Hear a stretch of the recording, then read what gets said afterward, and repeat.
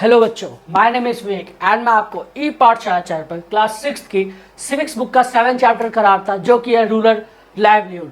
ये वीडियो का 7 पार्ट है। अगर आपने पहले के पार्ट नहीं देखे तो सबसे पहले उसे जाके चेकआउट कीजिए।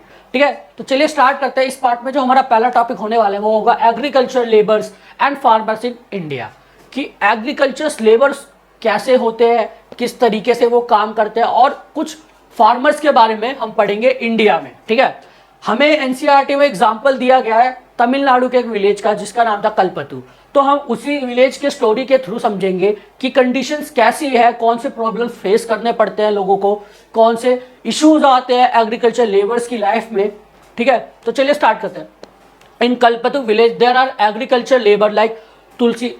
अगर आपको याद हो तो हमने पहले पार्ट में, पहले के स्टार्टिंग के कुछ पार्ट्स में हमने तुलसी और सीकर के बारे में पढ़ा था। जो कि तुलसी एक लैंडलेस लेबर थी, उसका हस्बैंड कैसे काम करके अपना घर चला, ये सारी चीजें हमने पहले के पार्ट में पढ़ी थी अगर आपको याद हो। तो इसमें बताया गया है कि जैसे कि हमने देखा था तुलसी और many small other farmer like seeker and the few big farmer like Ramalingam. हमने देखा था कि एक वो थी पर्सन जिसका कोई जमीन नहीं थी, जिसकी कोई लैंड नहीं थी, जो कि थी तुलसी, वो लैंडलेस लेबर थी।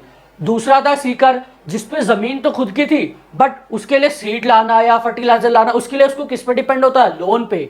ठीक है, और दूसरी तरफ था रामलिंगम। कौन था? रामलिंगम, जिसके पास बहुत बड़े एरिया में जमीन है, 20 एकर्स ऑफ लैंड उसके पास था। तो आप देख रहे हैं इनका कैटेगराइजेशन कैसे किया गया है, बहुत डिफरेंस है तीनों में। तो चलिए स्टार्ट करते हैं, हम कंडीशंस के अकॉर्डिंग पढ़ेंगे।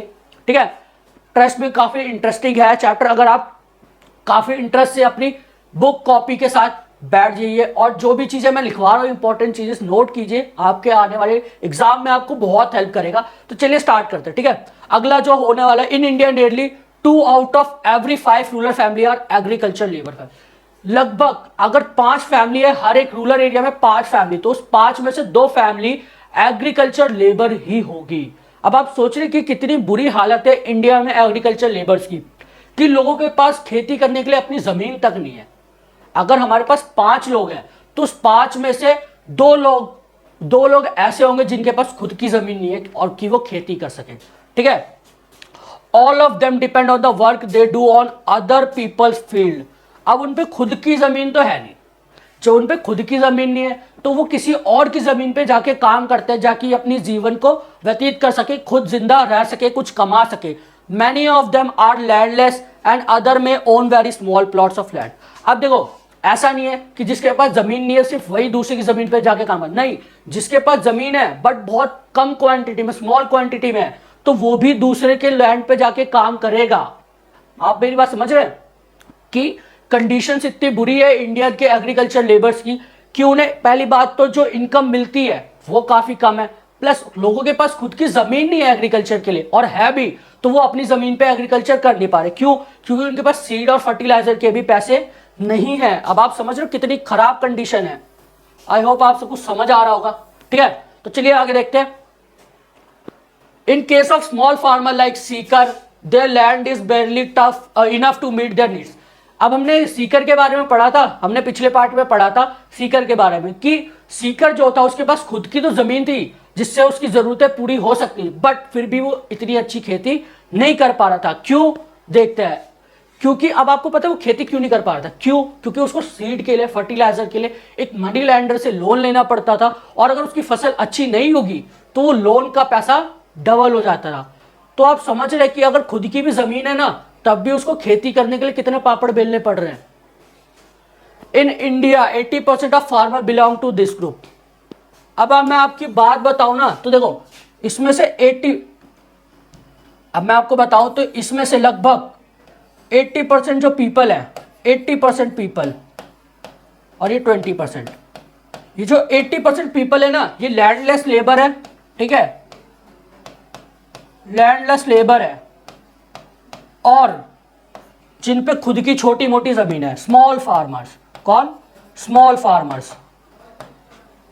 सिर्फ 20% लोग ऐसे फार्मर है जो लार्जर फार्मर है, लार्जर फार्मर। ठीक है, अब आप एक मेरी बात समझिए, सिंपल सी बात, कि पूरे इंडिया में हमें बताया गया 80% ऐसे लोग हैं जिनके पास खुद की जमीन नहीं है, और जमीन है भी तो वो उस पर अच्छे से खेती नहीं कर पा रहे, और सिर्फ 20% ऐसे लोग हैं जिन पे काफी बड़ी जमीन है, जैसे कि रामलिंगम। हमें स्टोरी एनसीईआरटी में हमें एग्जाम्पल दिया गया है, बाकायदा अच्छे से एग्जाम्पल बताया गया है कि 80% ऐसे ग्रुप थे जो तुलसी और सीकर के अंडर में आते हैं, जो लैंडलेस लेबर है, और वही 20% ऐसे फार्मर्स थे इंडिया में जो रामलिंगम की तरह काफी बड़े फार्मर थे। आई होप आप सबको समझ आ रहा होगा, ठीक है। अगर कोई भी डाउट है तो आप हमें कमेंट सेक्शन में अपने कमेंट करके बता सकते हैं, ठीक है।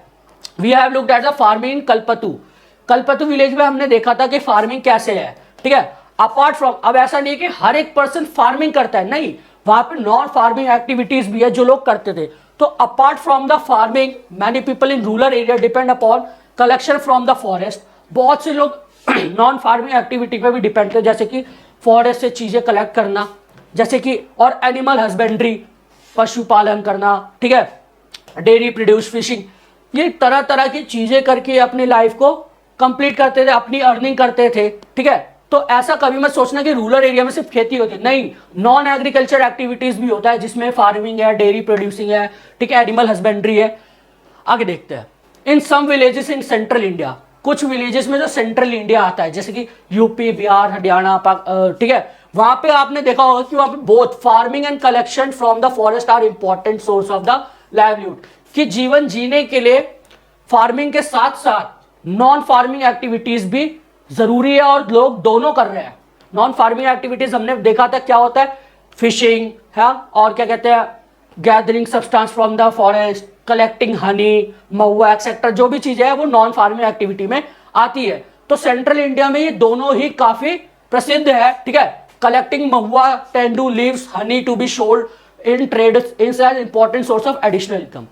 कि जैसे आपको मैंने बताया कि नॉन फार्मिंग एक्टिविटी, महुआ कलेक्ट करते हैं, हनी कलेक्ट करते हैं, ठीक है, जो कि ट्रेडर्स को बेचा जा सकता है, जिसके मार्केट में काफी अच्छे दाम मिलते हैं, ठीक है। तो ये भी एक इंपॉर्टेंट सोर्स है इनकम का रूरल एरिया में, ठीक है। कहां पे, रूरल एरिया में। Similarly selling milk to the village और कोऑपरेटिव सोसाइटी और taking milk to the nearby town may be main source of the livelihood for some families. अब जिसके पास ढेर सारी गाय या भैंसे हैं तो उससे वो अपना मिल्क सेल करके भी अपने पास के टाउन में जाके या किसी बड़े विलेज में जाके अपना मिल्क बेच रहा है, उससे भी वो एक अच्छी खासी इनकम जनरेट कर सकता है। और उस विलेज में ऐसी बहुत सी फैमिली है जो सिर्फ मिल्क बेच के अपनी लाइवलीहुड को कंप्लीट कर रही है, ठीक है। आई होप आप सबको समझ आ रहा होगा। आगे देखते हैं। और some families in the coastal area, कुछ फैमिली है जो कोस्टल एरियाज में है। अब आपको मैंने स्टार्टिंग में बताया था कि ये जो कलपतु विलेज है ये कोस्टल एरिया पे पड़ता है, कोस्टल एरिया जो समुद्र के किनारे पड़ता है, ठीक है। कुछ फैमिली ऐसी थी कोस्टल एरिया में जहां पे हमने फाइंड किया कि लोग कैसे, जो कुछ गांव है वहां पे से फिशिंग होती है, फिशिंग विलेजेस है। लेट अस फाउंड, अब हम ना अगले पार्ट में एक दो पर्सन, एक हस्बैंड वाइफ है, अरुणा एंड परिवेलन, अरुणा एंड परिवेलन। जैसे कि हमने बताया कि कोस्टल एरिया पे फैमिली फिशिंग के थ्रू अपना लाइवलीहुड को कंप्लीट करती थी। Let us find out more about the life of the fishing family by reading about Aruna and Paravelan who live in Pudupet, a village close to Kalpattu. देखो, अब हमने देखा कि कोस्टल एरिया में फिशिंग की बहुत ज्यादा बोलबाला है, लोग उससे भी अपना जीवन व्यतीत करते हैं, उससे भी अपना लाइवलीहुड कंप्लीट करते हैं। तो हम एक स्टोरी पढ़ेंगे जो अरुणा एंड परिवेलन की, एक हस्बैंड वाइफ है जो कलपतु के बगल वाले विलेज पुड्डुपेट की बात करेंगे, जिसमें हम देखेंगे कि वो फिशिंग से अपना लाइफ कैसे गुजार रहे हैं, ठीक है। तो इस पार्ट में इतना ही था। अगर आपको कोई डाउट है तो आप हमारे इंस्टाग्राम के पेज ई पाठशाला पर भी मैसेज डीएम कर सकते हैं, हम आपके डाउट जरूर क्लियर करेंगे। और अगर आपको वीडियो पसंद आई हो, लाइक कीजिए, शेयर कीजिए, सब्सक्राइब कीजिए। जय हिंद, जय भारत।